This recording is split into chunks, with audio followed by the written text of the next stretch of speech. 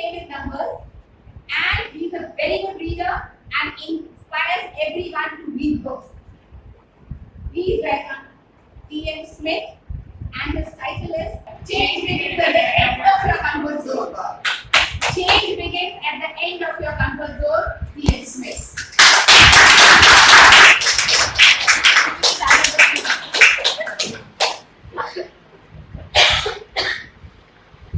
For all my Bharatiya people, CC10 is supposed to be the last speech in a completed communicative manner. But in fact, this might very well be my last speech in this club. And the objective, as an evaluator, is to inspire the audience. And since I was pretty short of time, I've tried to keep it simple. All I do is tell you 3 stories from my life. That's it. The first story is about overcoming my fear. I grew up in a small town of Delhi, almost a shy, introverted person. My family had a pretty hard time getting words out of my mouth. In school, I hardly participated in any kind of debate competition or any social or group activities.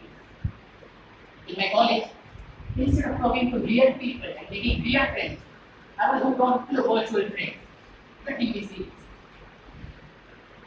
Because of all this, my self-confidence was like Royal Challengers Bangalore in the IPL points table, always at the bottom. And my self-esteem was even lower. That's when I said, enough is enough. Things have to change. In 2017, I first stepped foot into this club. I was called up for something called Table Topics, in which I spoke embarrassingly only for 30 seconds. But in those 30 seconds, I had done something which I had never ever dreamt of. I was highly inspired by that day, and I thought I should join this club and start preparing for my speeches.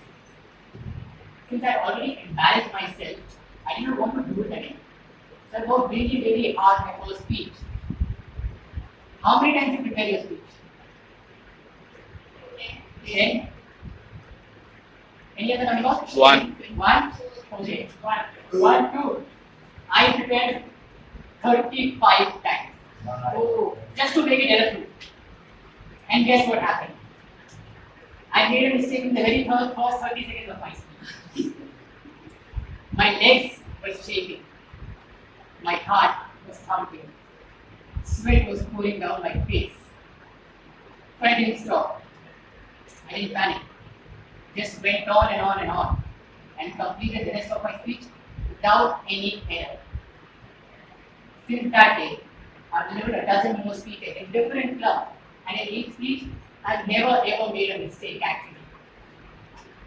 With each speech, I've learned something that has helped me become a better speaker. And last year, I delivered a speech in front of 300 people. I won't lie, I was nervous. I was damn afraid. But my love for this stage was far more than my fear. There is something each and every one of you love to do, but you're afraid of it. Can be speaking, can be dancing, can be acting, can be anything. But don't let your fear get the best of you. Say to fear what Arya Stark said to the god of death. Not today. My second story is about finding your passion. Like half the Indians in this country, even I did engineering. But since I came from a good college, I had a job at the end of 4 years. I was working as a shift supervisor in a manufacturing company. During those days, I was highly inspired by Steve Jobs. In one of his speeches, he said, "You've got to find what you love. If you haven't found it yet, don't settle. Keep looking." And I realized counting the number of bearings made at the end of each shift wasn't my passion. So I resigned the very next day without any clue what I would do. The only other idea which I had was to read books. So that's what I did for the next few months. I used to read dozens of books day in and day out. There were days when I didn't even see any sunlight, and I realized I I was going crazy. And also, I was missing vitamin D. So I started looking for opportunities that would get me out of my house. For the next 5 days, I went for 5 different interviews. And guess what? I was rejected in all of them. I got lucky the 6th time and started working as a content writer for a startup firm. I wrote all kinds of articles about mobile phones, about loans, about politics, about debts. And one time, I'm not even kidding, I even wrote an article for a hotel that allows you to bring in a hooker. 4 months into the job, I realized sitting in front of a computer, typing the entire day wasn't my passion. Now, during those days, I also had an interest in psychology. So I started pursuing online courses from different universities. And since I was earning sort of money, I completed a 4-month course in just 4 weeks. While I was still figuring out what to do next, an opportunity knocked on my door.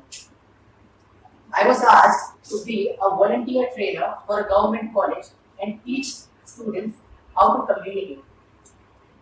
I wasn't getting paid anything. I had to travel 12 kilometers every day. But again, I needed vitamin D.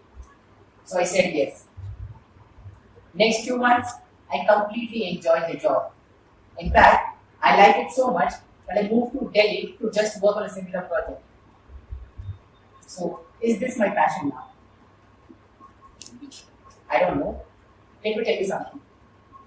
Finding your passion isn't like solving a mathematical equation where you can use a bunch of formulas, integration, differentiation, and get to one definite answer.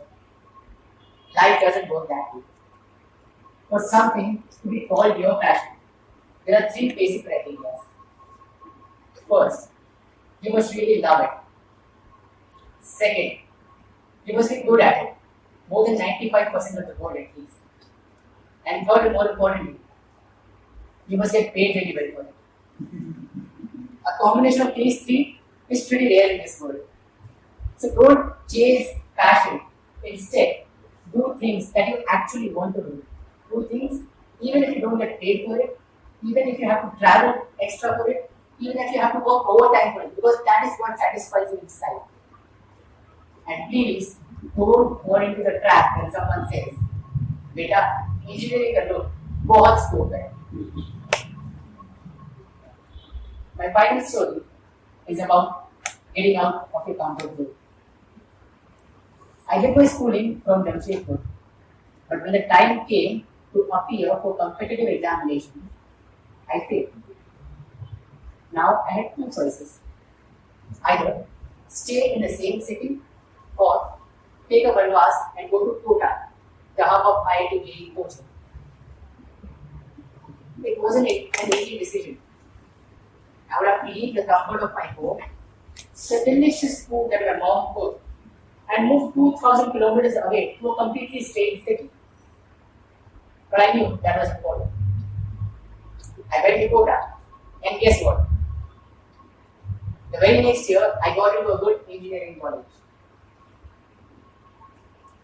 When I first joined Postmasters, not only was I afraid of talking to people or speaking in front of people, I was even afraid of being face to face with them.